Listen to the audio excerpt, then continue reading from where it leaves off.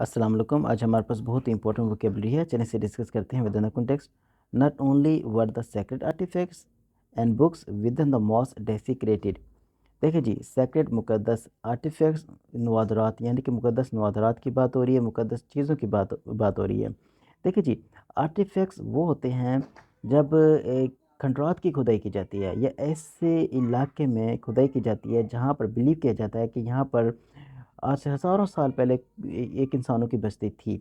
वहाँ पर फिर होता क्या है, वहाँ पर कुछ ना कुछ मिलता है।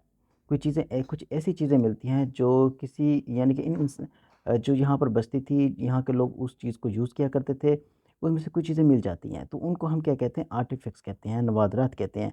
अब यहाँ पर बात हो रही है सेक्रेट आर्टिफ़ैक्ट्स की बात हो रही है, मुक़द्दस नवादरात की बात हो रही है, यानी कि ऐसी चीज़ें जो कभी किसी ऐसे शख़्स के यूज़ में रही हों, जो कि बहुत ही इज़्ज़त और एहतराम का हामिल हो या लोग उसकी बहुत ज़्यादा इज़्ज़त करते हों।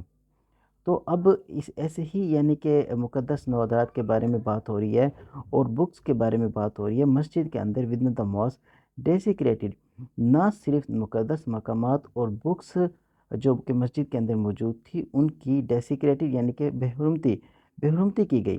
डेसिक्रेट को अब मज़ीद अंडरस्टैंड करें, टू डिसरिस्पेक्ट और damage something that is consider very important, secret और स्पेशल। अब यानी कि ना सिर्फ मुक़द्दस नवादवात बल्कि जो किताबें थी मस्जिद के अहाते में, मस्जिद के अंदर उनकी बेहरमती की गई।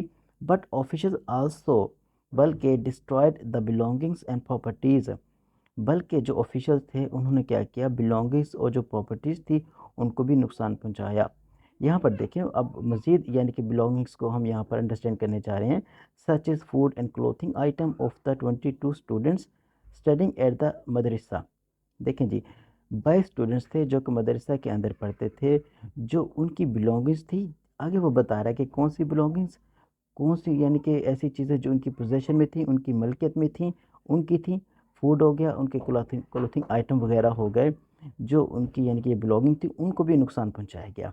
अब दोबारा आप आ जाएं, देखें अब यहाँ पर नॉट ओनली और बट आल्सो इसका यूज़ हो रहा है। ये हमारे पास है कोरिलेटिव कंजंक्शंस। जैसे कि मैंने बहुत सारे वीडियोस में कोरिलेटिव कंजंक्शंस पहले ही डिस्कस कर चुका हूँ, दोबारा यहाँ पर मैं आपको बता देता हूँ। They are pairs of words that work together to connect similar things और आइडियाज़ इन ए सेंटेंस।